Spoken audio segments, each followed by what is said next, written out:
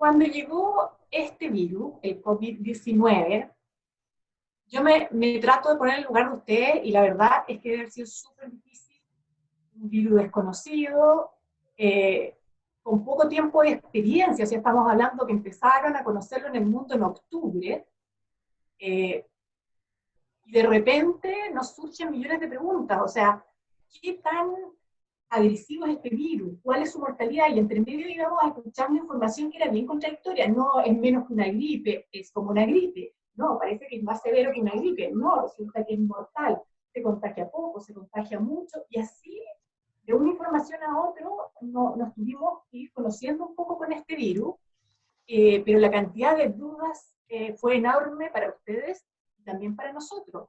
¿Podemos salir? ¿No podemos salir? ¿Tengo que tomar algo? ¿Qué hago con mi tratamiento? O sea, si yo les pusieron la cantidad de preguntas que me han hecho hasta ahora y llenamos la pantalla. Y por otro lado, también quiero contarles un poco de la visión de lo que nos pasó a nosotros. Nosotros tampoco conocíamos este virus y tenemos la ventaja de que partió en el hemisferio norte. Entonces tenemos un poco la experiencia de esos países que partieron antes como para sacar algunas conclusiones, porque los del hemisferio norte cuando partieron no tenían ninguna información. Y así, en la medida que íbamos recibiendo información, se fueron acordando entre los distintos grupos las recomendaciones. Y si yo leo las recomendaciones, por ejemplo, que se publicaron el día 1 a las que están hoy día, la verdad es que día a día van cambiando. Porque la evidencia es distinta, porque la pandemia día a día es distinta. Antes podían haber contagiado. Ahora tenemos que pensar que la mayoría de las personas pueden estar contagiadas. Entonces va cambiando un poco la rigurosidad de las medidas que debemos tomar.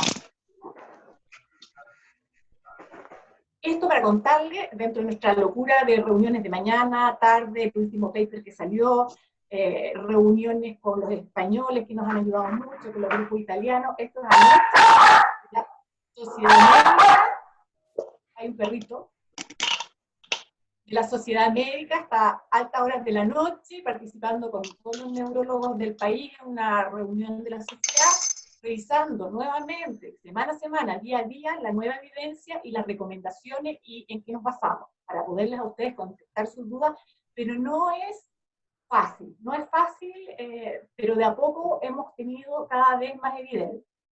Entonces, ¿qué quiero yo? Mostrar la evidencia, y por otro lado, saber interpretar esta evidencia que va a ser la base de las indicaciones y recomendaciones. Y les puse esta frase que está acá, que yo no alcanzo a ver porque me tapa muy... Me gusta mucho en relación a la estadística. Dice, la estadística es una ciencia que muestra que si mi vecino tiene 2 coches y yo ninguno, los dos tenemos uno.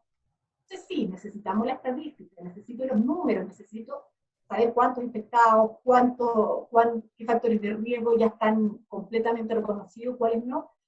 Pero los números puros, si no van acompañados de un análisis, pueden llevarnos a alguna sensación equivocada y a tomar medidas equivocadas. Entonces yo les voy a mostrar lo que hay y cómo lo interpretamos en base a qué recomendamos. Acá, lo primero, coronavirus. Coronavirus es una familia de virus.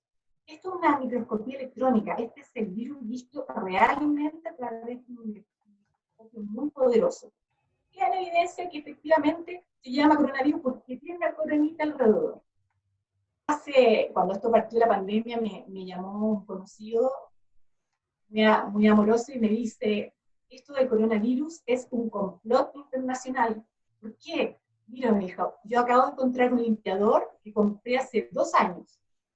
El limpiador dice que mata coronavirus.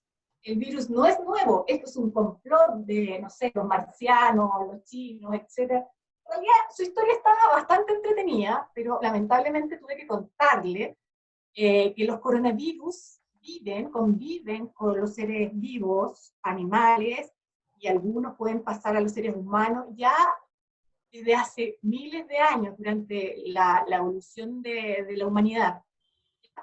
Muy pocos pasan al ser humano, y la mayoría provocan una infección muy leve, que es el resfrío. Si vamos a 5 años atrás y testeáramos a todas las personas resfriadas, por resfrío común y corriente, el 30% de estos resfríos es causado por el coronavirus.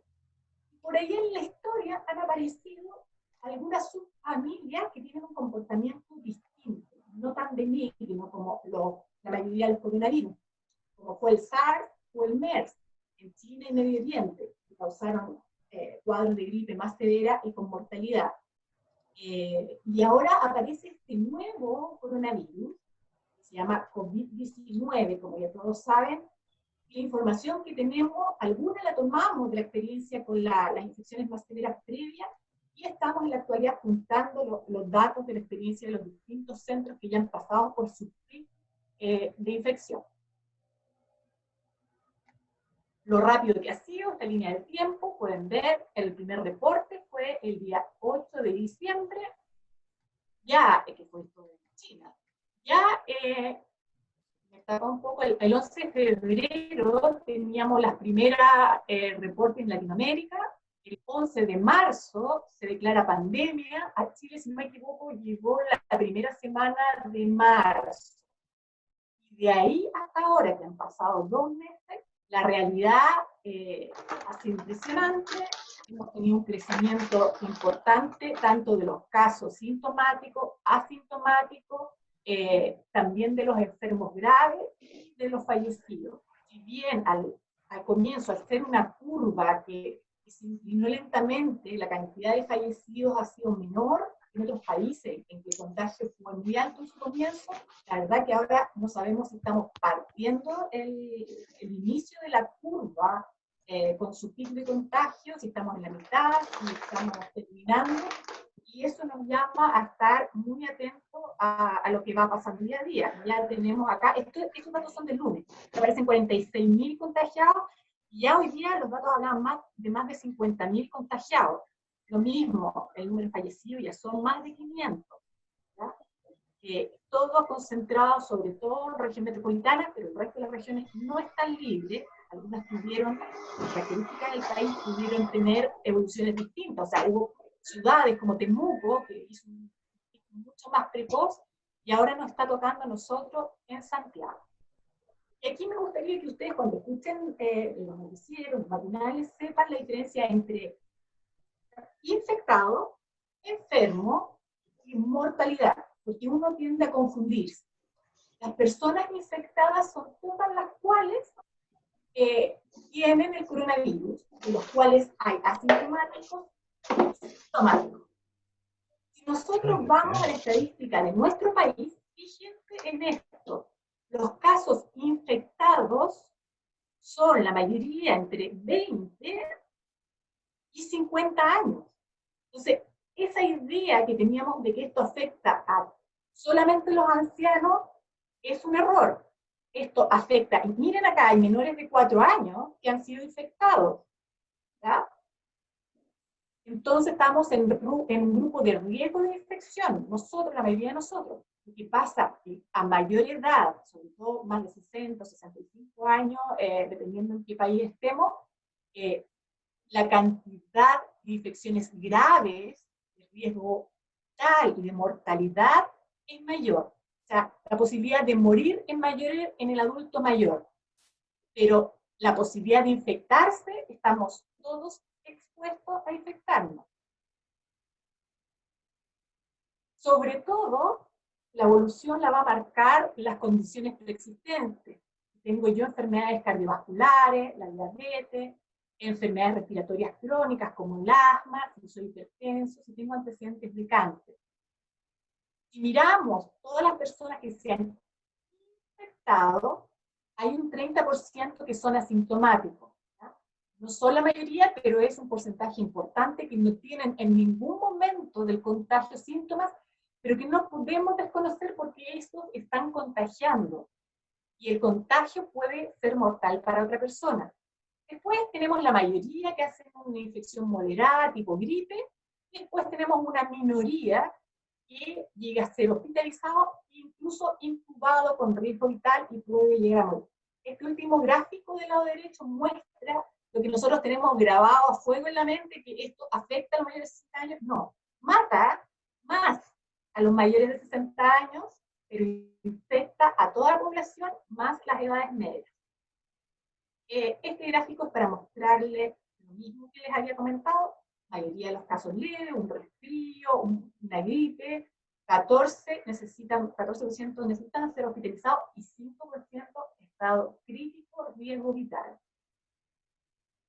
¿Cómo es la evolución? Yo me expongo al virus, mi sistema inmune trata de defenderse del virus, hago síntomas que son leves, o no hago síntomas si mi sistema innato es capaz de controlar el virus, y después viene mi sistema inmune adaptativo, que si tiene una adecuada respuesta es capaz de resolver la infección y eliminar el virus entre 1 a 2 semanas. ¿Qué es lo que se ha visto? Que hay un grupo de personas que hacen una respuesta inflamatoria exagerada, que es la que se llama tormenta citoquímica, que es la que va a generar más daño en los tejidos infectados por el virus.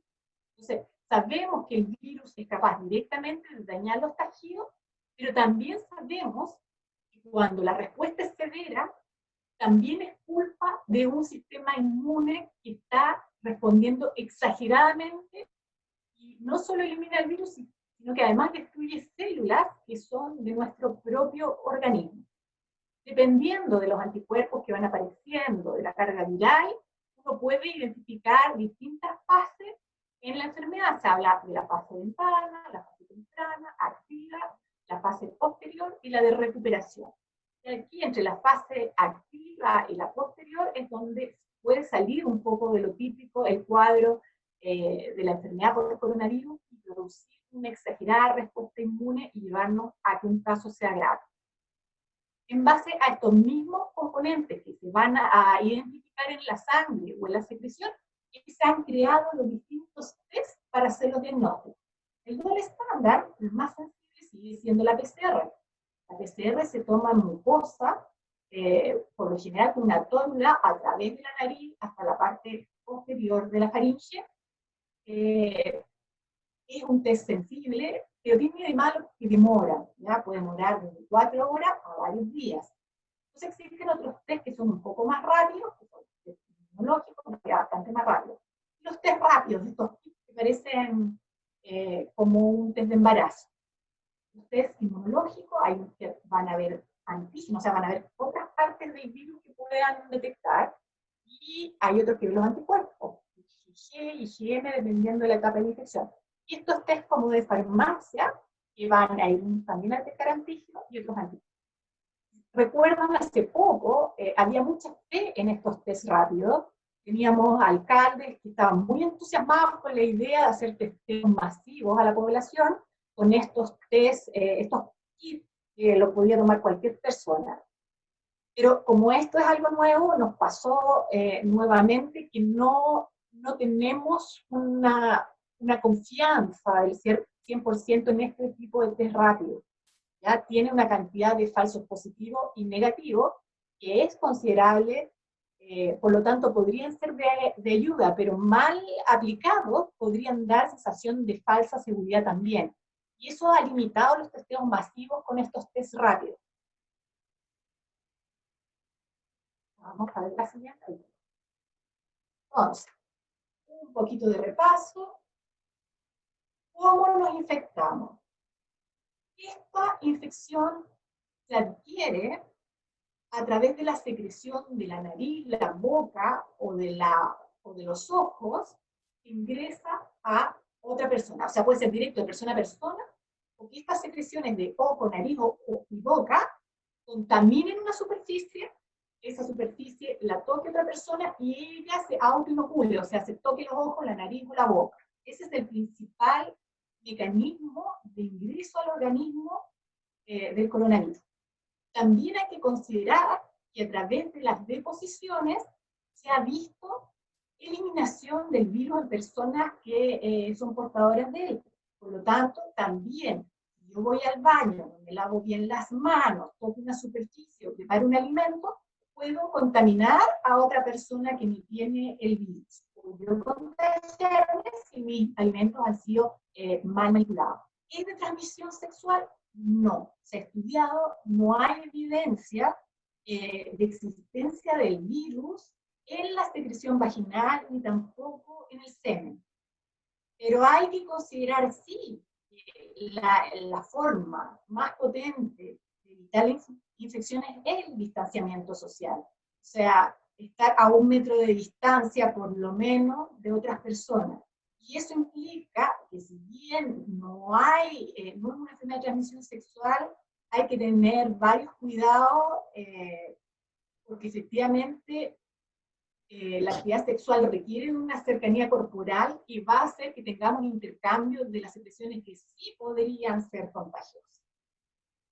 Una vez que entra el organismo, se ve a la izquierda, el virus pasa a través de la membrana de las células y usa toda la maquinaria que tiene la célula para autorreplicarse. Y a través de esta autorreplicación, destruye la célula o elimina los virus a través de la célula e infecta a muchas otras células.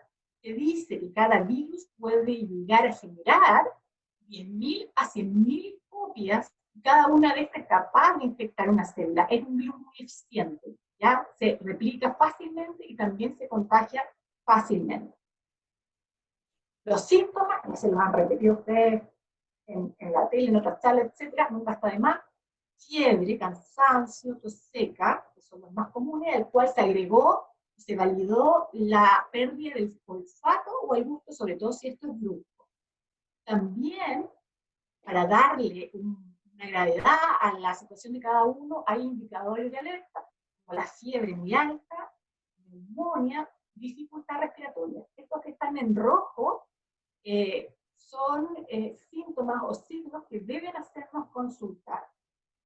Menos frecuente, pero también ya validado por la experiencia en otros países, síntomas gastrointestinales que pueden ser únicos, sin tener síntomas de infección respiratoria, náusea, vómito, diarrea.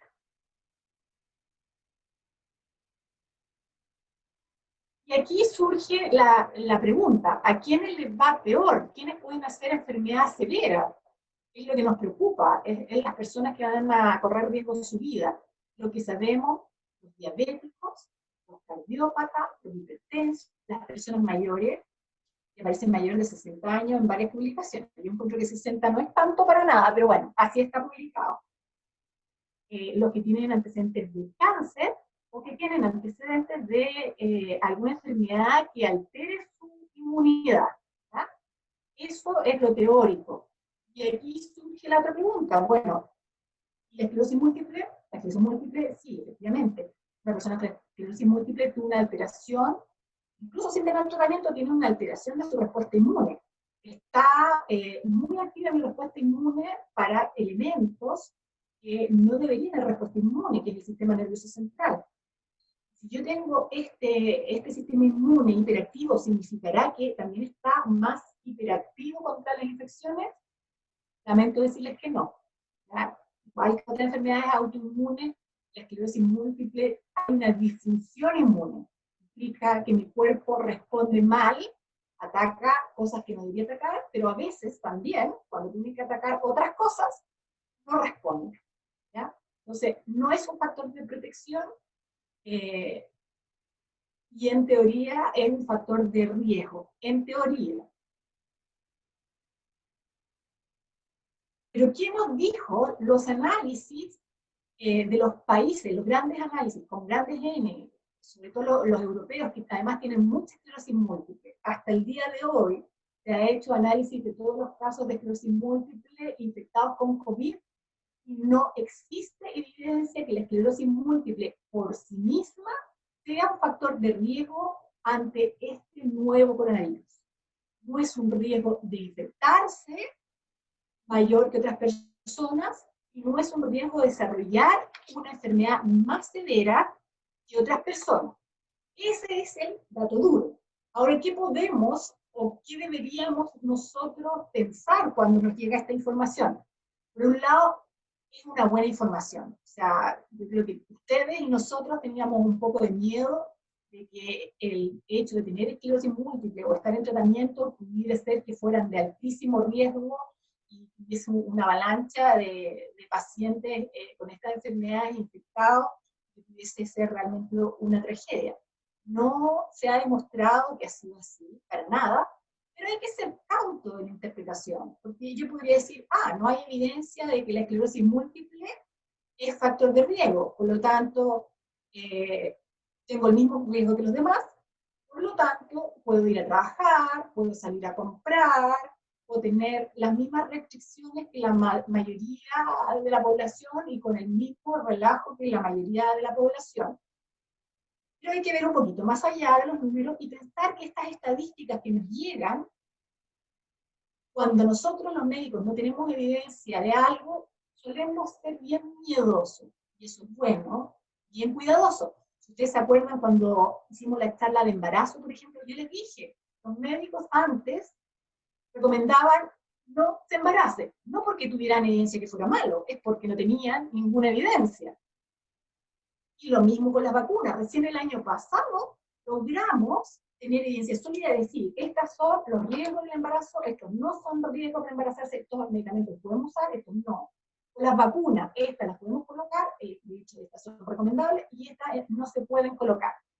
Y aquí pasó lo mismo, o sea, cuando en el hemisferio norte parte esta epidemia, las instrucciones de los neurólogos fueron el confinamiento estricto y las medidas mucho más estrictas que para el resto de la población.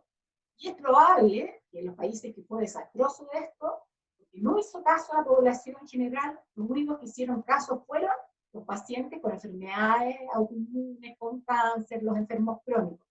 Por lo tanto, tenemos que ver esto como una buena noticia, pero también con esto saber que no estamos libres, no estamos protegidos, no nos asegura que estemos en la misma condición que el resto de las personas y nos invita así a ser sumamente estrictos con nuestros cuidados en general.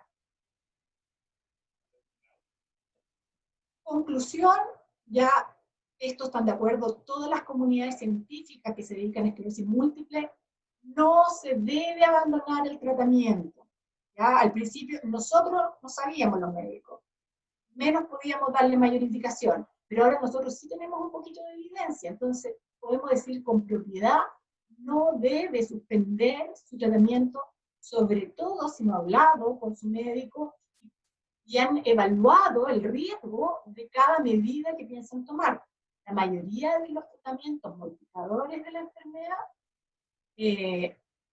no tienen mayor riesgo de ser continuados, y ya lo estoy usando, incluso el riesgo de suspenderlo. Y algunos sí, ante la infección, o si estamos pensando iniciar un tratamiento, tenemos que ser un poco más cautos. Aquí viene la parte fondo. Ustedes no se imaginan lo complicado que es estar al día en el tema del manejo de los fármacos, porque ya sabemos que los fármacos son muchos, tienen mecanismos de acción muy distintas, y por otro lado, los fármacos, uno va viendo la experiencia de otros países también para tomar las decisiones y poderlos categorizar. ¿Cómo lo hacemos? Yo creo que la mayoría de los médicos que vemos esclerosis hemos hecho tablas que hemos ido rellenando en la medida que hemos tenido más información y que hemos ido modificando en la medida que tenemos más información. Y así como yo les voy a mostrar en mi tabla con las columnas que pueden ser interesantes para ustedes, voy a pasar un poquito de lo que se sabe en cada uno de los tratamientos. Interferón nos tiene los interferones en general bastante tranquilos, son de muy bajo riesgo, eficacia moderada, sabemos, son seguros, se pueden iniciar en este contexto de pandemia, se puede continuar el tratamiento en medio de la pandemia. Incluso si me infecto con coronavirus, lo puedo mantener. Es más, hay un protocolo que se está llevando a nivel internacional en el cual están viendo la posibilidad de que interferón, al igual que con otros virus, podría tener un efecto antiviral. ¿Va? No está concluido el estudio, pero sí se cree que podría existir este efecto y se está tratando de objetivar a través de estos seguimientos. Y otra columna que es importante y que la hemos ido agregando ahora al final es pensando un poquito en el futuro a mediano plazo, y si aparece la vacuna, ¿qué significa? ¿Qué creo yo que puede pasar con mi medicamento? Es importante saberlo desde ya y también en el momento de cambiar el tratamiento. En el caso del interferón, no hay problema, se puede vacunar y vamos a tener una respuesta, digamos, adecuada a esa vacuna. Con el Copaxone o acetato de glatiramel, también lo podemos iniciar en medio de la pandemia. Si ya lo estamos usando, lo debemos continuar. No se debe suspender si nos infectamos. Y también es probable que podamos responder bien cuando llegue nuestra vacuna para el coronavirus. Cambiamos imagen acá. Pasamos a estos dos orales ahora, el dimetilfumarato y la teriflunomida. Son de riesgo bajo o muy bajo, eficacia moderada. El Tecfidera probablemente se puede iniciar. Si estamos en medio de la pandemia, que estamos en medio de la pandemia, debemos continuarlo y tener un monitoreo del recuento de los linfocitos, porque sí, la linfopenia puede ser un factor de riesgo de mal pronóstico para el coronavirus. Entonces, solamente pensaríamos suspenderlo si tenemos una linfopenia importante. En caso de infección, por lo general se puede continuar, y probablemente cuando llegue la vacuna, también vamos a tener una buena respuesta con la vacuna si estamos con este tratamiento. En el caso de la teriflunomida o oral, eficacia moderada, la podemos iniciar ahora en medio de la pandemia. Si lo estamos usando, lo debemos continuar. Si estamos infectados, no deberíamos, la recomendación es mejor no iniciarlo porque tiene un posible efecto inmunosupresor. Incluso en casos graves, solo en casos graves, debemos evaluar si lo vamos a suspender. ¿Ya? Y acá hay algo que tenemos que darle vuelta, que lo hemos estado discutiendo entre los distintos médicos. Si yo tengo que estar segura que no tengo coronavirus para empezarlo, no será necesario que este tipo de medicamento, por ejemplo, le haga yo un examen, aunque no tenga síntomas, para asegurarme que no hay infección y poder iniciarlo en vez de como aparece acá al comienzo. Sí, es una posibilidad. ¿Ya? Igual que el dimetilfumarato, hay que hacer cada cierto tiempo recuento de linfocitos y vigilar que no haya una caída importante de los linfocitos. La siguiente, acá. Esta me quedó un poquito sobrecargada, pero van a ver que no es tan difícil. A ver, acá tenemos tres tratamientos: la cladribina, que conocemos como el Mavenclad, el Doxycycline y el Entuziumab. ¿Qué características tienen estas terapias? Que son de eficacia alta a muy alta, y que son terapias de reconstitución inmune. ¿Qué significa esto? Yo elimino poblaciones linfocitarias que me van a dar, por lo general, durante los primeros 2 meses, un periodo de inmunosupresión importante, y luego se va a reconstituir mi inmunidad con nuevos linfocitos. Por lo tanto, ya no voy a estar inmunosuprimida. O sea, hay un riesgo que tiene que ver con los primeros 2 meses de tratamiento. Y así, las recomendaciones al día de hoy para cladribina es que, por ejemplo, si la quiero empezar en este minuto, hay que pensarlo. No es que esté contraindicada, pero hay que pensarlo. Y el riesgo-beneficio. Es un paciente con una enfermedad muy activa. Recuérdense que la esclerosis múltiple no es una enfermedad leve, es una enfermedad seria. Por lo tanto, un brote severo también es importante. Pero por otro lado tenemos el coronavirus, que la mayoría de las personas no causa mucho problema, pero sí me puede llegar a la ventilación mecánica, incluso a la muerte. Tengo que ver si realmente se justifica iniciar en esta etapa, y ya estoy con este tratamiento.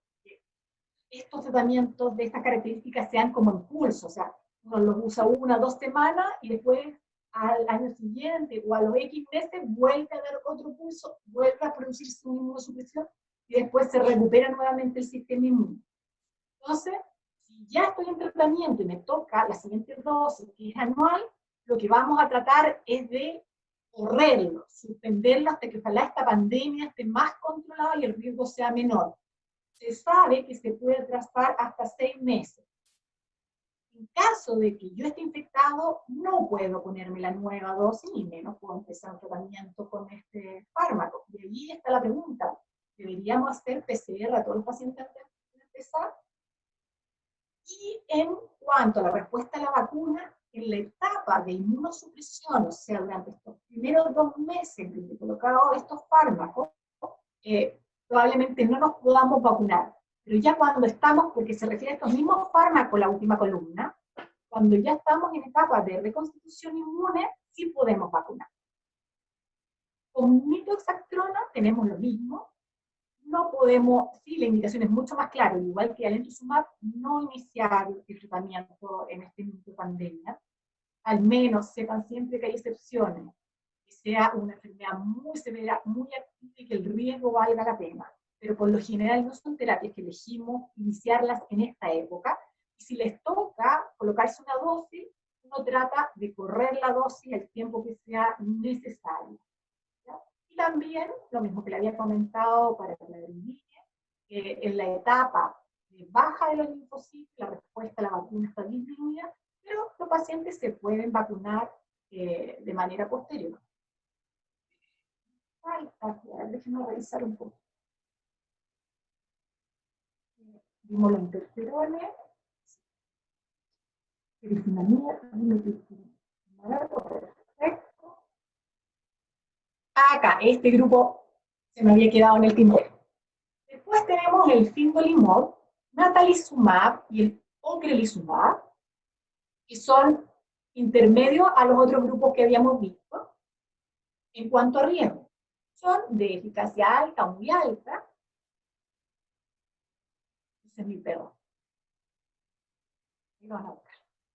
Cuando hablamos del fingolimod, Gilenya, probablemente se podría iniciar el tratamiento, pero preferimos en general demorar el inicio del tratamiento en medio de la pandemia. ¿Por qué? Porque existe una probabilidad de baja linfocitos y de inmunosupresión con el fingolimod.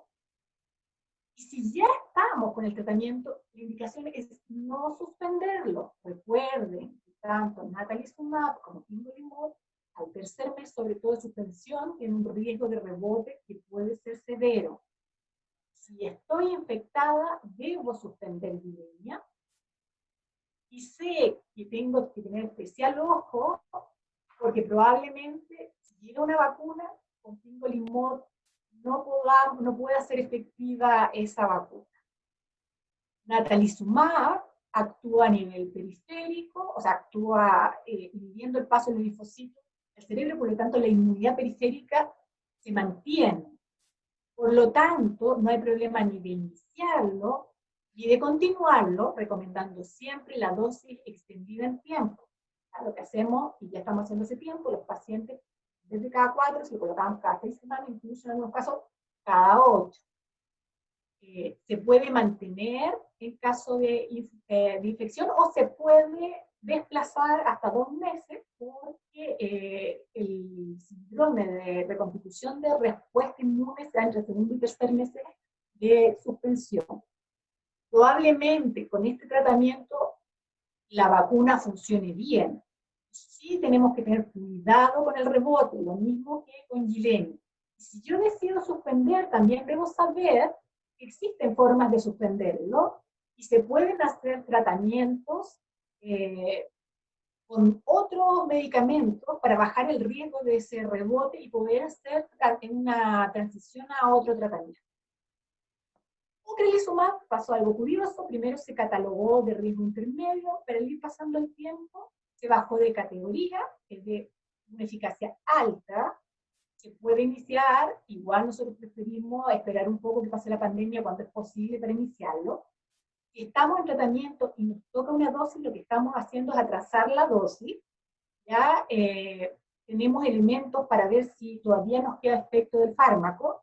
Uno son el recuento CD19 y CD20, unas células específicas que deberían estar inhibidas cuando está activo el tratamiento, y el otro es la clínica. También nos ha pasado que de repente tenemos en cero estos CD19 y CD20 y la paciente tiene síntomas. No la cantidad de estos linfocitos en sangre a veces son representativos de lo que tenemos en los tejidos. Por lo tanto, el seguimiento es clínico y de examen. En caso de infección no se puede, o sea, se debe suspender el tratamiento. Y ahí tenemos un problema futuro que es la respuesta a las vacunas. Por lo general, como que el Rituximab, Rituximab están disminuidas. Ahora se está viendo la posibilidad de cuando uno requiera hacer una vacuna, dependiendo de qué tipo de vacuna es, uno pueda extender el tiempo para la siguiente dosis y aplicarla antes de la siguiente dosis. También podría ser una posibilidad. Esta ya lo había revisado con ustedes. Y bueno, me tocó esa parte ingrata de revisar un poco los tratamientos en que estamos y la conducta que estamos tomando. No olvidar mi mensaje de la salud mental. Época de pandemia, no es fácil, los miedos, el tema laboral, el estar encerrados todo el tiempo, incertidumbre. A veces la ansiedad puede generarnos más problemas incluso que el mismo coronavirus, y que estén atentos no solo a los síntomas y signos de la enfermedad y a los síntomas de la esclerosis múltiple, a los del coronavirus, sino también a su salud mental. Tienen que tener actividades planificadas, actividades que a ustedes les gusten, cuidar alimentación y sueño fundamental, actitud positiva, ejercicio. No vean los 3 noticieros del día, elijan uno, y si ven uno día por medio mejor. Vean fuentes oficiales de información, por favor. Compartan sus emociones, están distanciados físicamente, pero están conectados desde la tecnología, como lo estamos haciendo en esta sesión, aprovechen eso. No estén hiperatentos a su estado de salud, pero sí atentos. Hay un elemento que tampoco sabemos, si los síntomas del coronavirus de repente pueden ser menos categóricos en los pacientes con tratamiento que en el resto de los pacientes. Por ejemplo, hay casos de pielonefritis, tratamiento con anticuerpo monoclonal el paciente, que no hacen fiebres altas como lo hacen el resto de las personas. Sin embargo, ya el dolor, la molestia y una fiebre baja podría ser un indicador de gravedad. ¿Ya? Por lo tanto, estar atento a los síntomas, evaluarlos en el tiempo, contactar a su médico tratante. Y eso era lo que yo quería contarles hasta el día de hoy, por lo menos. Pero voy a sacar la pantalla. Bueno, gracias, doctora Hornung. La verdad es que fue muy claro.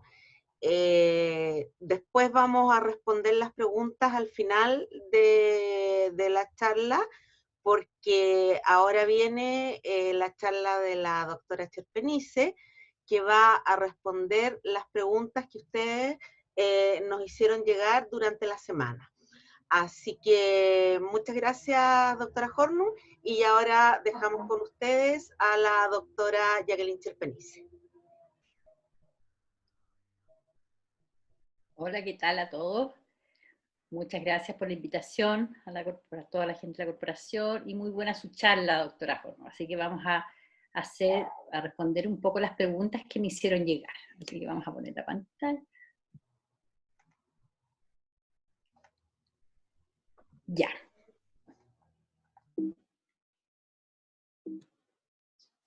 A ver.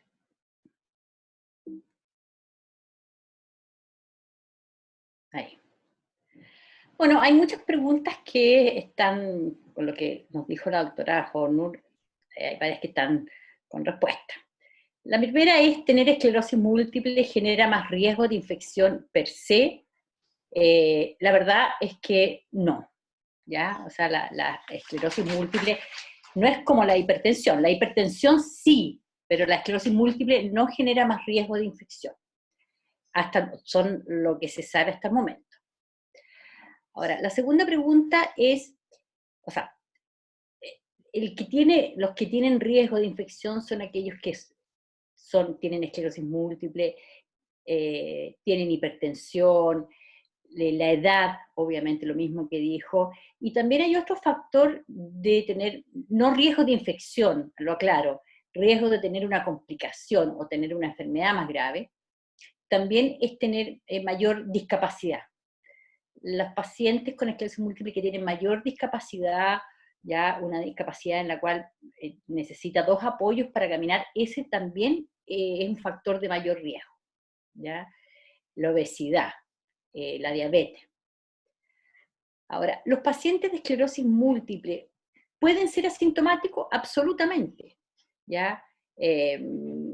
Yo creo que no se está haciendo, yo creo que todos tenemos la capacidad con esclerosis múltiple, incluso teniendo algunas enfermedades más severas todos podemos tener la enfermedad en forma asintomática, y los pacientes también. Y de ahí viene el problema de que si un paciente de esclerosis múltiple está contagiado y es asintomático y presenta un brote, el problema es si uno le da corticoide y el paciente resulta que era portador del coronavirus, o inicia una terapia más agresiva, esta enfermedad que era silenciosa podría activarse, porque todos podemos tener la enfermedad en forma asintomática o sin ningún síntoma.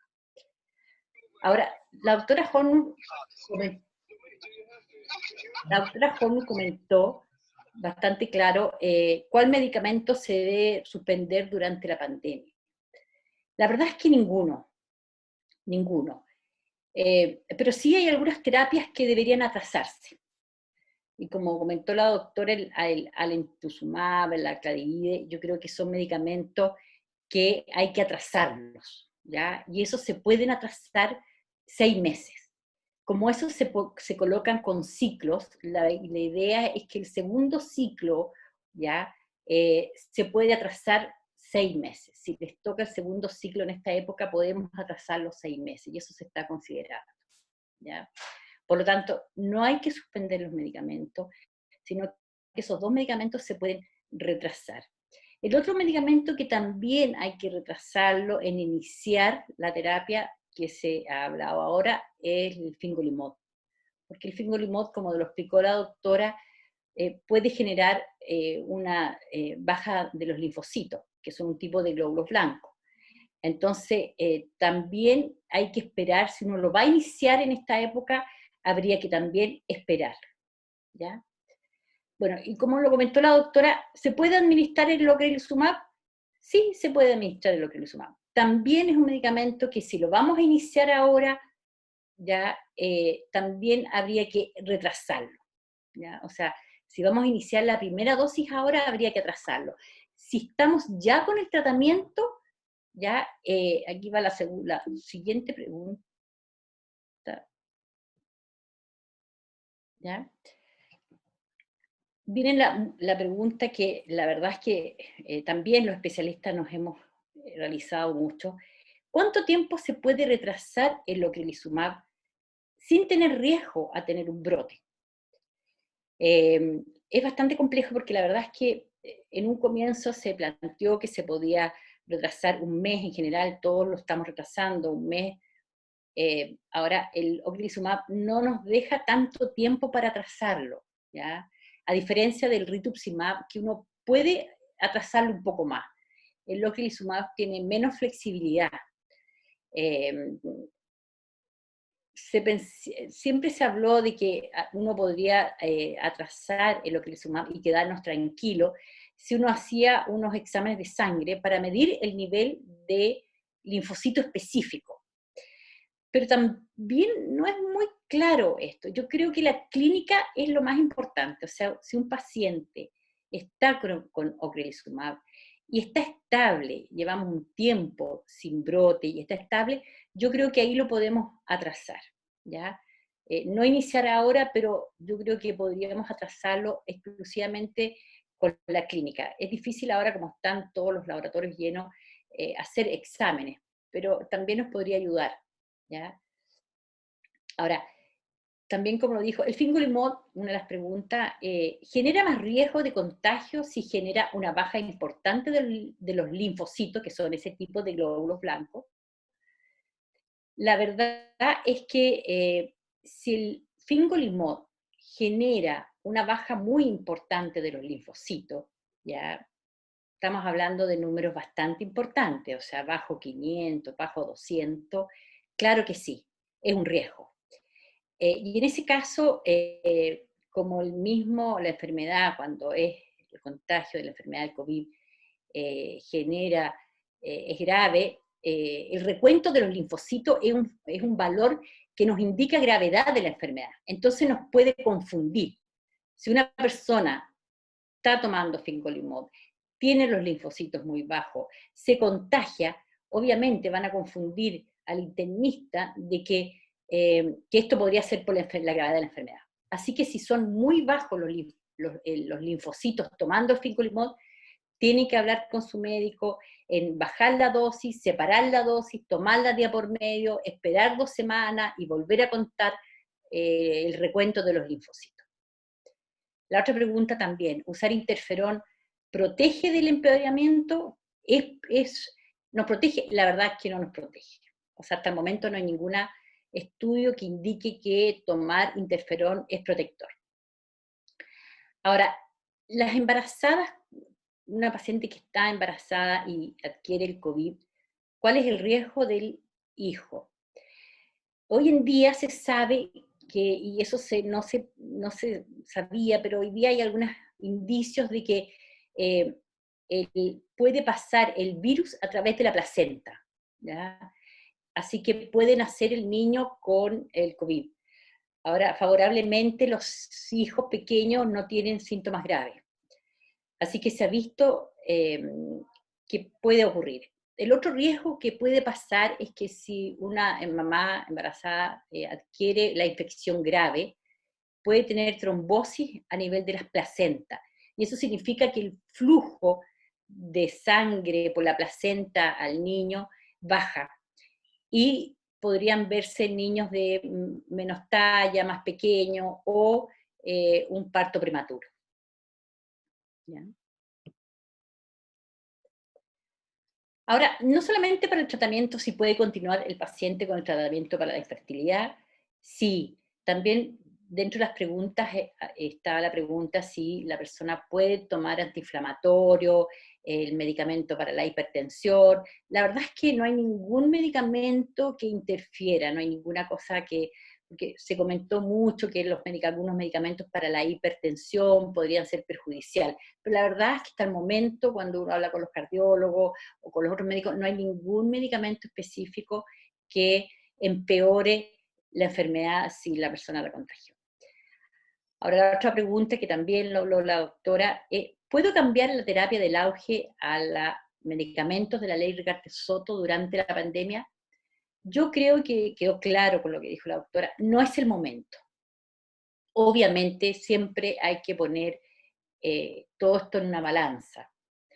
Siempre cuando uno quiere cambiar los medicamentos del auge o a un medicamento de segunda línea, en general los motivos son por falta de eficacia, y en ese caso, cuando existen brotes o la resonancia está más alterada, o ha aumentado la discapacidad, y hay que cambiarlo, tal vez no es el momento para cambiar a los medicamentos que pueden generar una linfopenia importante, y si es necesario cambiar, también hay que pensar que podríamos cambiarlo a un natalizumab. Se planteó que también si la persona tiene el virus JC positivo, tal vez se podría cambiar al natalizumab en forma transitoria mientras pase esta pandemia. ¿Ya? Tampoco, hace poco se planteaba que se podía cambiar también al fingolimod, pero ahora tampoco es adecuado iniciar con el fingolimod. Así que, a menos que la balanza sea una situación, un paciente de mucho riesgo, con mucho riesgo de discapacidad, yo creo que hay que poner en la balanza de iniciar un medicamento más agresivo, ¿ya? Ahora viene la otra pregunta de muchos pacientes, es si puedo ir al hospital a buscar el medicamento o la receta del auge. Ojalá que no, ojalá que nadie tenga que salir, ¿ya? Ojalá que todos los hospitales pudieran trabajar con telemedicina, una orientación ya online, que la receta se pueda dar por mandar también, ya, para que el paciente no vaya. Pero todavía yo creo que esta pandemia ha sido bastante rápida, yo creo que mucha situación todavía no se ha podido solucionar, y lamentablemente todavía hay que ir. Yo espero que esto se está trabajando, yo sé que están trabajando los hospitales, para buscar una alternativa en enviar la receta, que sea más fácil, enviar los medicamentos, para que los pacientes no tengan que ir a los hospitales, porque obviamente hay mucho riesgo de contagio hoy en día.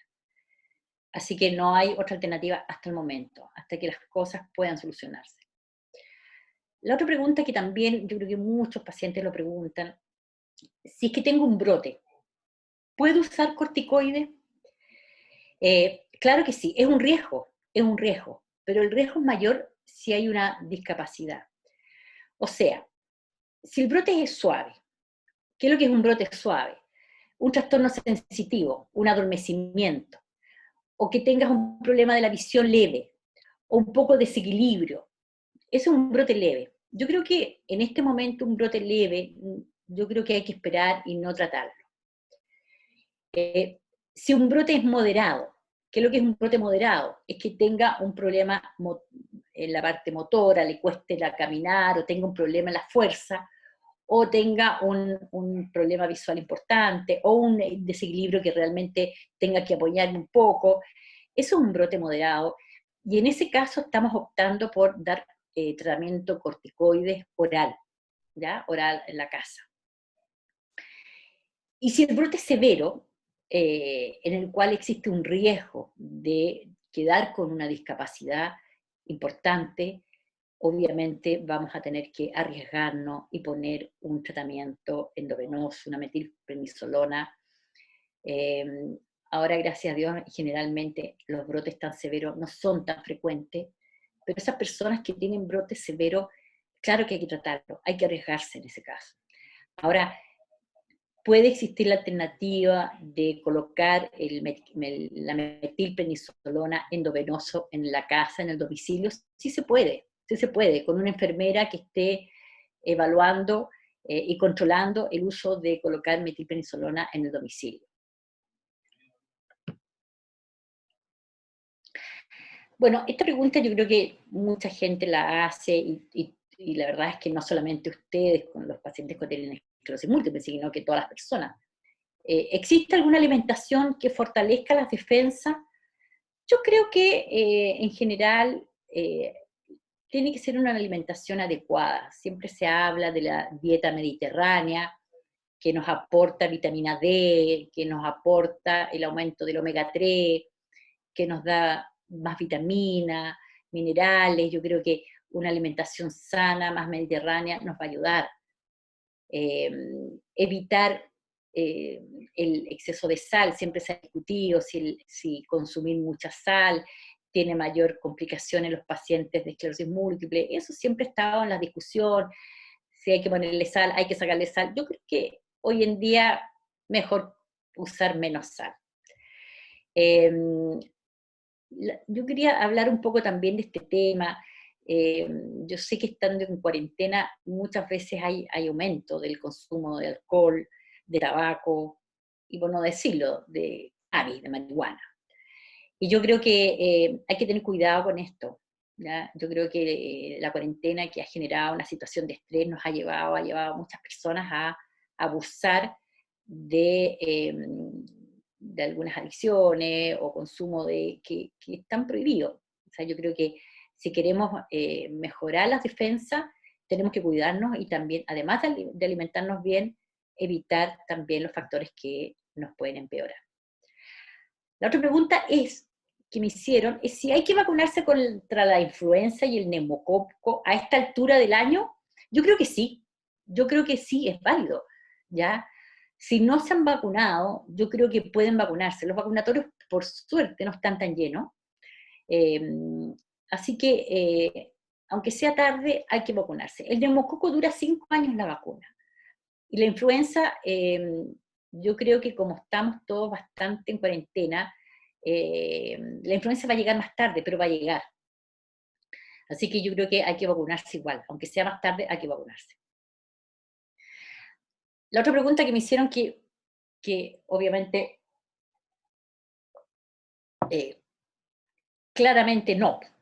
Posterior a la cuarentena, ¿podemos juntarnos con amigos, con la familia? No.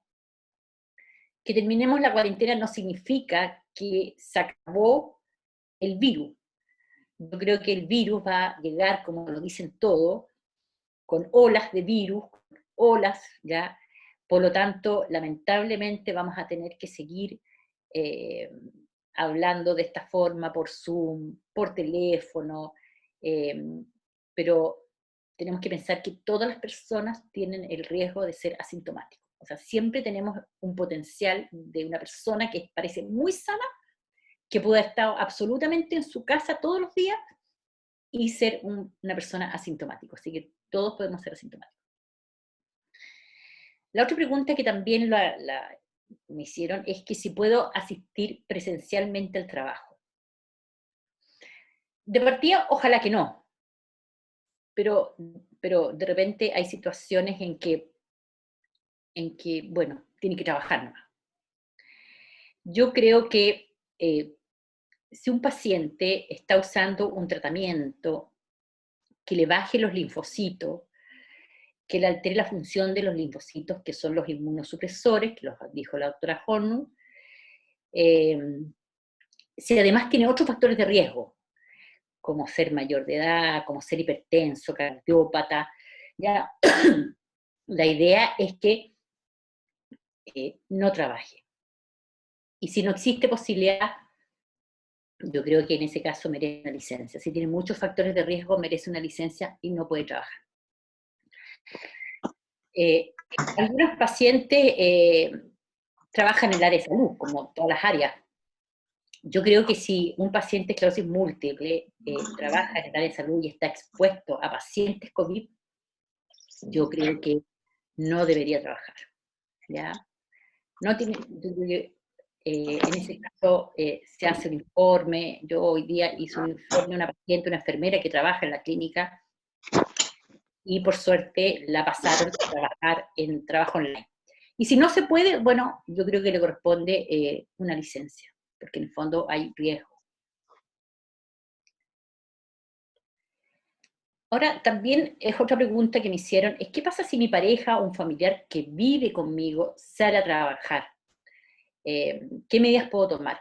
Yo creo que a todos nosotros los médicos nos ha tocado hacer informes, cosa que la pareja o el familiar presente en su trabajo, porque están dando la opción de que si viven con un paciente que tiene más riesgo de contagio, inmunosuprimido, a veces le dan la opción. Yo creo que lo primero que hay que hacer es hacer un certificado al jefe de la persona para que se quede en su casa. Y si no es posible, yo creo que tienen que tomar todas las precauciones esa persona, o la pareja, o el familiar, todas las precauciones que existen, con mascarilla, aislamiento separado, todas las cosas que dicen, y extremar las medidas. Ahora, la otra pregunta es que, si tengo contacto con una persona COVID, ¿cuántos días debo esperar para presentar los síntomas? Bueno, la doctora lo dijo. Pueden aparecer en un día hasta 7 días, ¿ya? O sea, si uno está en contacto, tiene que estar y estar atento a los síntomas, 7 días, 8 días, que puedan aparecer los síntomas, ¿ya? Los más graves incluso pueden aparecer a la semana, así que, porque como dijo la doctora, uno puede tener los primeros síntomas al inicio, que son suaves, pero después puede venir esa respuesta inmune severa, que obviamente esa muchas veces es la que lleva a la UTI y a los ventiladores. Es la segunda respuesta. Así que hay gente que uno dice, no, tengo la infección, pero suave, tengo un poquito de fiebre, me duele la... Y no es, eso no nos asegura nada que a la semana parta la enfermedad grave como una respuesta del cuerpo hasta esta infección, ¿ya? Ahora, esta es la pregunta más compleja, ¿ya? ¿Cómo reconocer que el paciente tiene que este es un síntoma de COVID y no confundirlo con un brote? Hay que aclarar que todas las infecciones, pielonefritis, gripe, todas las infecciones pueden generar un pseudobrote. Pseudobrote se llama a algo que parece brote pero que no es. Entonces uno le dice a la persona, mira, esperemos tratar la infección, tomar los antibióticos y el brote va a mejorar solo. Entonces, si un paciente con esclerosis múltiple, y ese es el riesgo también de un paciente que vaya a trabajar, que se puede confundir. Si tiene un brote propiamente tal, solo, ya obviamente no va a tener ninguno de los otros factores, no va a haber tos, no va a haber fiebre, no va a haber dolor de cabeza importante, no van a haber los otros síntomas. Pero si el paciente tiene un poco fiebre, dolor de cabeza, dolor de garganta, odinofagia o un poco tos seca, y además tiene el brote, yo creo que hay que pensar que es un pseudobrote, o sea, parece brote pero no es. Entonces hay que pensar que esto es por la infección, ¿ya? Así que nosotros nos basamos los médicos en saber bien cómo es la clínica, cómo partió este brote para diferenciarlo si es un brote o un pseudobrote, que parece brote, ¿ya? La otra pregunta es si me corresponde realizar la resonancia de control. Yo creo que no es recomendable, yo creo que a esta altura hay que atrasar todo lo que sea de control, hay que retrasarlo, ¿ya? Y los exámenes de sangre que son de control y no son tan importantes, a excepción, por supuesto, de los medicamentos que bajan los linfocitos, en que ese sí tenemos que controlarlo. Pero como medida de control nomás, yo creo que hay que retrasarlo. Bueno, y obviamente de qué manera me puedo cuidar física y mentalmente durante esta pandemia. Yo creo que lo dijo bien la doctora Hornung. Yo creo que es importante hacer un poco de actividad física. Yo sé que la cuarentena uno va del living al dormitorio, a la cocina, y eso sería toda la marcha. Yo creo que hoy en día hay muchos programas de televisión, de entrenamiento suave, yo no estamos esperando que haga un ejercicio cardio intenso, pero que todos los días haga un poco de ejercicio. Yo creo que es fundamental. Y la salud mental, yo creo que, como dijo la doctora, hay que darse un momento para desconectarse del día, de todo lo que sea online, televisión, todo. Eh, Tratar de hacer un poco meditación, desconectarse. Hay programas también de meditación para poder desconectarse, para poder aliviarse. Yo creo que, porque cuesta cuidarse, pero uno puede alimentarse bien, disminuir el consumo de alcohol. Yo creo que uno puede hacerlo así, y hay que hacerlo, porque yo creo que todavía nos quedan unos 2 meses, por lo menos, de estar en cuarentena. Por lo tanto, es mejor empezar ahora a hacer un poco de actividad física, a comer bien, a comer sano, evitar el tabaco, evitar el consumo de alcohol, ya, cuidando la salud mental. Yo creo que también es importante, que lo escuché muy claro con una psiquiatra, que con respecto a los conflictos en la familia, yo creo que es importante hacer una tregua. Yo creo que es un momento en que ningún conflicto que se venga arrastrando se va a solucionar ahora. Es el peor momento para solucionar un conflicto que se arrastra. Yo creo que uno tiene que hablar y decir, hagamos una tregua, un paréntesis, ¿ya? Para poder sobrevivir esta pandemia y con todo el grupo familiar en forma armónica, haciendo una tregua de los conflictos. ¿Ya?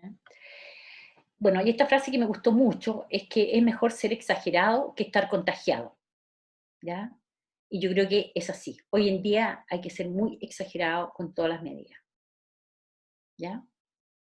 Ya, pues muchas gracias. Muy bien. Ya, Verónica.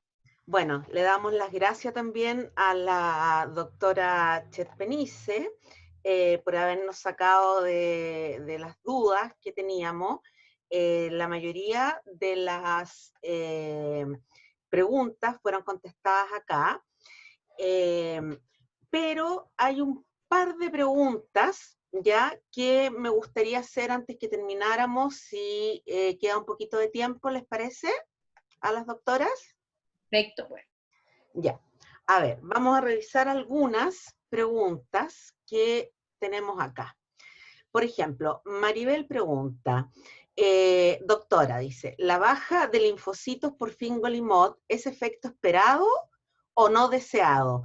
Y si es deseado, ¿no debo incurrir en acciones que los aumenten? ¿Estoy en lo correcto? Gracias. Doctora Horton. Estamos con los políticos cuando dan la cuenta diaria, entonces nos gusta la pregunta y dice, ¿qué sigue el otro? No.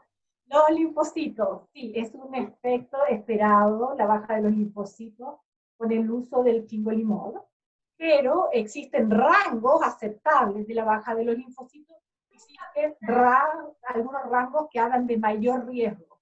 Entonces, dependiendo del nivel de linfocitos, uno puede necesitar espaciar las dosis del fingolimod, suspenderlo por unos días. Hay distintos esquemas que uno puede usar cuando la cantidad de linfocitos es más bajo de lo esperado. Uno supone que todas las personas van a tener baja de los linfocitos porque se van a encapsular en los ganglios linfáticos, que es lo que hace el fármaco. Pero cuando esa cantidad es más baja y es de riesgo, ahí uno tiene que mediar y intervenir en el tratamiento para poder aumentar los linfocitos. Ya. Muchas gracias, doctora. A ver, acá preguntan, por ejemplo, si uno tiene que salir, ¿es mejor salir en bicicleta, salir caminando, transporte público, auto? ¿Cuál es la mejor manera de cuidarse? A ver, yo creo que obviamente el distanciamiento social es clave, ¿ya? Yo creo que el transporte público hay que tratar de evitarlo porque hay mayor hacinamiento, la gente hay menos capacidad de tener distanciamiento social. La bicicleta me parece una buena forma, caminar también. Obviamente, si uno ve, yo creo que uno tiene que tomar la medida y ser exagerada. O sea, si uno va caminando y viene un grupo de personas al frente, yo creo que uno tiene que ser tan categórica que alejarse o cruzar, ¿ya? Yo creo que es importante. Así que yo creo que entre la bicicleta y caminar me parece que está bien. Bien abrigados ahora, por supuesto, para no tener otro tipo de gripe en bicicleta. Pero yo creo que es mejor eso. Ya. Acá hay una pregunta de Nicolás González. Dice, hola doctoras, mi nombre es Nicolás. Fui diagnosticado de esclerosis múltiple la última semana de febrero y tenía cita para ver lo del comienzo de tratamiento el 15 de marzo. Y con todo esto del COVID me pospusieron la cita de manera indefinida. Todo esto a través del GES. Mi pregunta es, ¿qué tanto puedo llegar a esperar sin ser riesgoso? Y si hay algo más que pueda o deba hacer, mientras tanto, llevo alimentación balanceada y hago ejercicio. Yo creo que es muy distinto dependiendo de las características de cada paciente y cómo se ha manifestado la enfermedad en cada paciente. No es lo mismo una enfermedad leve que ha tenido un brote cada 3 años, que tiene pocas lesiones, que puede esperar tranquilo 6 meses, que no ha quedado con secuela de los brotes que han sido pequeños, a una persona que ha tenido brotes frecuentes, severos, que ya tiene algún tipo de secuela. Si estamos hablando de una enfermedad, como el segundo caso, una enfermedad muy activa, yo le recomiendo hacer una teleconsulta. Yo sé que a través del GES es difícil a veces acceder a los hospitales, pero siempre está la alternativa de consultar un especialista en esclerosis múltiple a través de telemedicina, con todos sus exámenes en la mano, en la medida que le vayan preguntando, pueda contestar, y así decidir si es un paciente que puede postergar el inicio de tratamiento o no, porque puede ser muy distinto dependiendo de cada caso.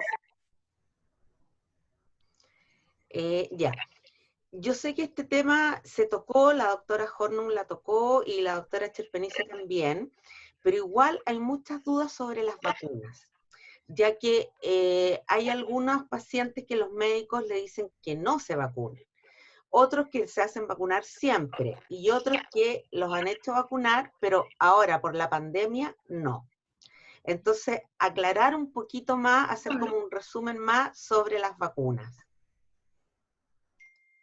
A ver, yo creo que, como yo lo expliqué, hay vacunas que tienen que colocársela ahora, y es de la influenza. O sea, aunque no se la hayan colocado, yo creo que sí.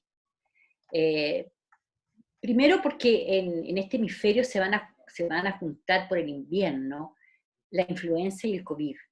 Y eso es muy complejo, porque obviamente las camas están ocupadas, hay que empezar que la influenza severa puede llevar también a tener que usar respirador, o sea, la influenza puede ser grave.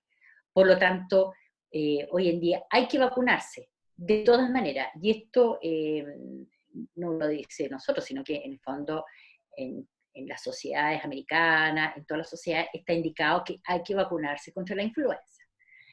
Y el neumococo también hay que vacunarse. Como les expliqué, el neumococo dura 5 años. Generalmente uno se coloca la influenza y después tal vez de una semana se puede colocar del neumococo, aunque algunas personas lo han colocado juntos, ¿ya? Pero sí, hay que vacunarse de esas enfermedades, de todas maneras, eso está claramente, en todas partes se dice eso, así que hay que hacerlo. Ya, aquí una pregunta, yo sé que es un poco difícil esta, pero hay muchos casos donde los neurólogos, que quizás a lo mejor no tienen tanta experiencia, insisten a los pacientes en que no se vacunen. ¿Qué se puede hacer en ese caso? ¿Cómo enfrentar esa recomendación que da el médico cuando sabemos, como la misma doctora acaba de repetir, que esto está normado por la Academia Americana, por la Academia Europea, que sí se tienen que vacunar, sobre todo de la influenza? Entonces, por eso digo una pregunta difícil, ¿no? Pero ¿cómo se enfrenta el paciente al médico que insiste en que no se vacune? Mira, yo creo que el paciente también tiene derecho, ¿eh? Yo creo que el paciente tiene derecho y también tiene el deber de estar informado. Entonces, el deber del paciente es estar informado que que debe ser vacunado, ¿ya? Y como derecho del paciente es exigirle al médico que como él se informó, y a través de medios oficiales como este, que si a través de un medio oficial, ¿ya? Eh, existe la norma de vacunar, yo creo que uno, como derecho de un paciente, puede exigirle al médico que si él ha averiguado, tiene que colocárselo. Así que los pacientes tienen derecho, tienen deberes, como yo les dije, deber de informarse y el derecho de exigir. Perfecto. ¿Puedo agregar algo, pero de Sí. la vacuna? Es un tema que yo les conté, igual que el tema de la maternidad, súper complejo, porque las indicaciones han ido cambiando rápidamente a través del tiempo, a la medida que se ha juntado más evidencia en relación a estos temas más críticos. O sea, si uno veía hace no tantos años, 5 años, quizás todos éramos muy cautos con el tema de las vacunas, no estaban los números, había mucha incertidumbre, no se sabía. Pero efectivamente, ya a finales del año pasado, en los congresos se dieron resultados que fueron contundentes para tomar acuerdos para apoyar ciertas vacunas, cómo, cuándo, en qué minuto colocarlas. Entonces, el hecho de que un médico no quiera colocar vacunas puede implicar que no esté actualizado, sobre todo en el hospital, que a veces no hay subespecialista, y poder uno contar como paciente a este doctor que uno está en un grupo, en la corporación, y dicen que esto ha ido cambiando y que ahora sí que hay que vacunarse, puede ser bien recibido y es completamente válido. Por otro lado, influenza, neumococo, efectivamente el acuerdo y es un consenso que deben vacunarse los pacientes. hay otras vacunas que dependiendo del tratamiento se pueden colocar o no, ¿ya? No solo las vacunas que existen son de neumococo influenza. Y también hay momentos para algunas vacunas en los pacientes que usan cierto tipo de tratamientos que disminuyen la respuesta a la vacuna. Así tenemos el caso de Fingolimod, por ejemplo, que vacunamos para la varicela antes de empezar el tratamiento, porque sabemos que después la respuesta es mucho menor, y también después de ocrelizumab uno trata de evitar las vacunas inmediatamente porque va a haber una baja respuesta y ciertas vacunas debe atrasarlas para lograr cierta inmunidad, ¿ya? Pero a grosso modo, influenza, neumococo, en este año ya tenemos claro que todos los pacientes, sobre todo este año, con el tema del COVID, deberían ser vacunados. Ya. Ahora voy a hacer unas preguntas cortitas porque ya estamos bastante pasados del tiempo, pero preguntan mucho también por el rituximab, porque hay bastantes pacientes que están con rituximab y si se puede iniciar en este tiempo y si ya está con el rituximab, si se puede continuar. A ver, el rituximab es un paciente bien cercano al ocrelizumab. Tiene algunas diferencias. Siempre se ha planteado que el rituximab es más suave que el ocrelizumab, o sea que el ocrelizumab es mejor.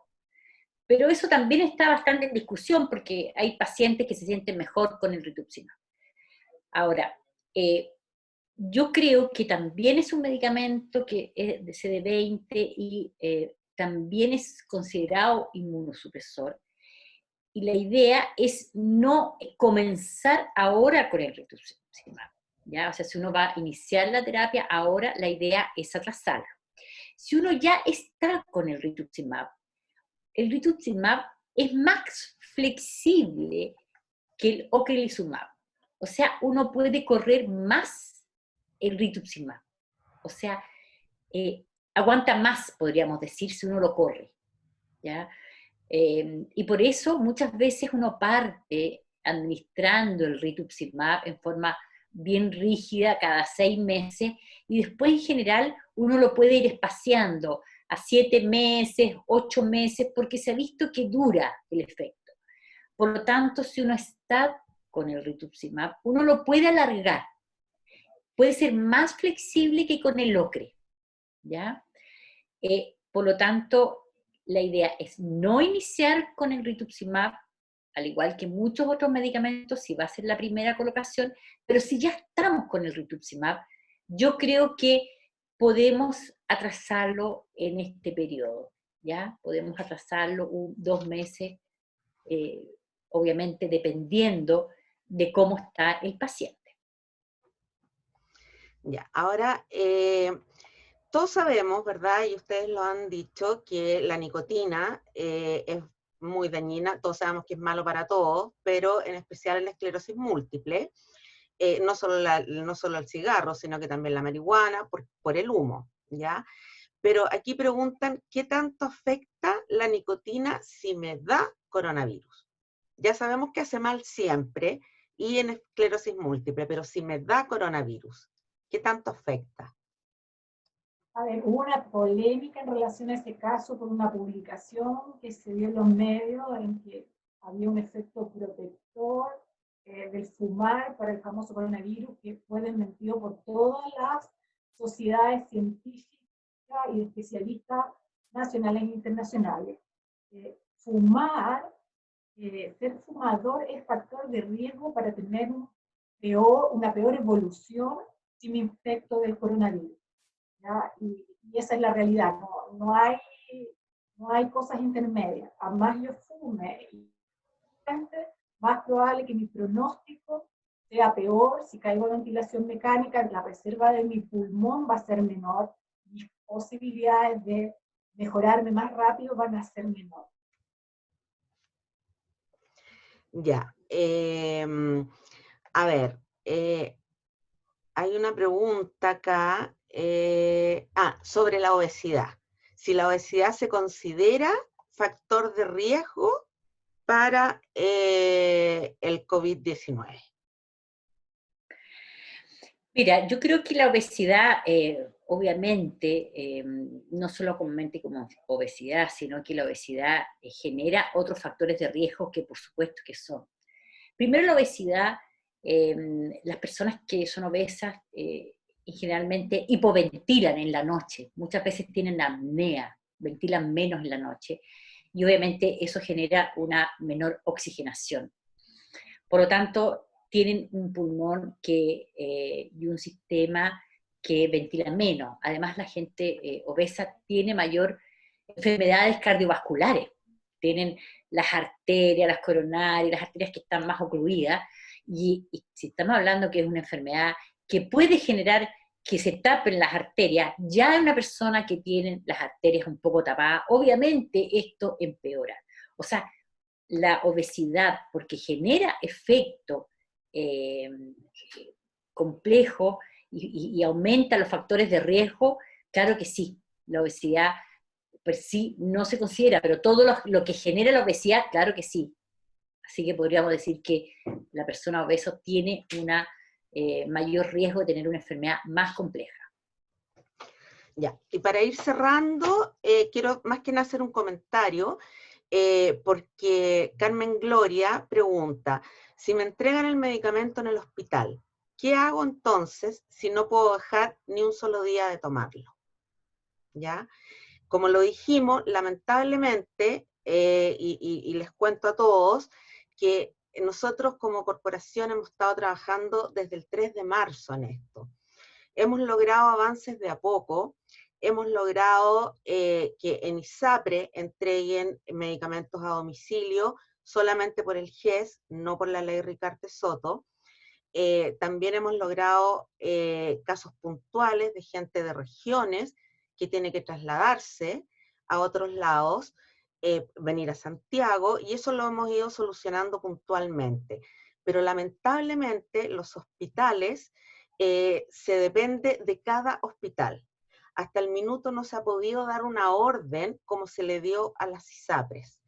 Entonces, lamentablemente, mientras no haya un decreto que mande eso, va a haber que arreglárselas, chicos, pedirle a alguien que vaya, alguien que no tenga tanto riesgo, y ojalá que no viva con ustedes. O sea, por ejemplo, un amigo, un tío, un primo, que no viva en la misma casa de ustedes y que les pueda hacer el favor de ir a buscarlo, y que no tenga contacto con ustedes, se los entregue y se los deje en la puerta, por ejemplo.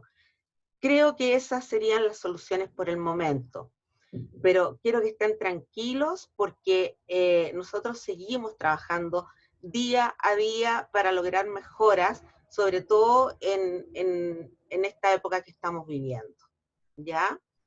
Y bueno, le quiero dar, pero tremendas gracias a las dos doctoras que son nuestras asesoras de la corporación, siempre están con nosotros, y además, insisto, es un lujo tenerlas porque son de las doctoras con más experiencia en esclerosis múltiple. Así que ahora les voy a pedir a todos que los voy a activar, pero no se pongan a hablar como locos, ¿ya? Y activen sus cámaras para que saquemos la foto de todos. Tampoco está muy fea. Ella siempre quiere Los pelos parados. Pero por supuesto. Sí. Por supuesto. Entonces, ya prendan sus videos, porque yo los videos de aquí los puedo manejar solo de a uno. Pero al menos ese pelo parece una loca. No, yo creo que así es mejor. Sí, así es mucho mejor. Parado. Modo pijama. Después, pararle ya. Ya, pues prendan Modo sus pijama. videos. Tienes que abrirlo desde allá. ¿Por qué? Voy a aprovechar eso. Miren, en su pantalla, en el lado izquierdo abajo, sale el monito del micrófono y sale el monito del video. Si está con una cruz, tienen You que... cannot start your video because the host has stopped. Ya tienen que pinchar su video para que aparezca. Anita, ¿tú me estás ayudando con las capturas? No permite. No te preocupes. Anita, 4 páginas de invitados que tienes, así que voy a tomar varias fotos. ya. Natalia Fanaro, no Hay sé varias si sale. páginas, así Soy el que vamos padre. a tomar desde el Gracias a la principio. doctora. Hay varios que tienen su video todavía desconectado. No sean tímidos, pónganse nomás. ¿Qué pasa, Verónica? Lo que te decía. Le voy a hacer No lo Photoshop a la permite, foto. lo permite desde Eso. el propio PC, lo que la persona que lo está administrando tiene que editarlo. Pero es que estaban apareciendo una vieja, otro y otro. Lo que pasa es que yo ya los activé a todos, pero activé los micrófonos porque no puedo activar juntos todos los videos. Tienen que ser ustedes. Que por eso te digo, no lo permite si tú los bloqueaste. No, no están bloqueados. Hola. Les cuento que los de la página 2 están todos con video. La página 1 tenemos 4, 5 sin video. Graciela Castillo está sin video. Style usted. Ya la página 2 está completa. Entonces, como esto está marcado dentro del Día Mundial, como saben, el símbolo de este Día Mundial es el corazón con las manos, ¿verdad? Entonces, hagamos todos el corazón con las manos, ya, así, para poder sacarnos las fotos. 1, 2. ¿Me puedes poner celular? Va. Las manitos juntas. No, las manitos juntas así, los 2 puños juntos. Sí, Quédense eso. así un ratito porque son varias páginas. Carolina. Sí, espérame un segundo. Todos con las manitos juntas. Un poquito. Ya. Lamentablemente No parezco. hay varios videos apagados.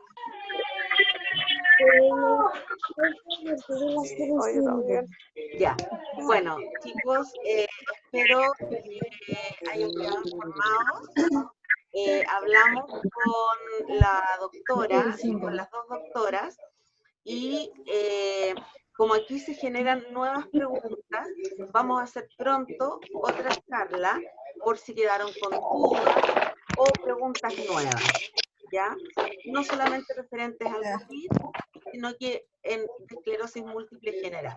Así que estén atentos para que los vamos a estar informando como siempre y me vayan mandando las preguntas para que así nadie se quede con la duda de lo que quieren saber. ¿Ya?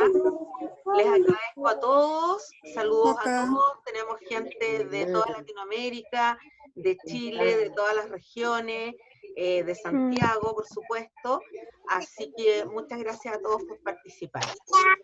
A la doctora. Gracias, Gracias, Vero. Vero, dejé mi... Muchas gracias a todos. Gracias. Vero, te dejé mi correo. Eso.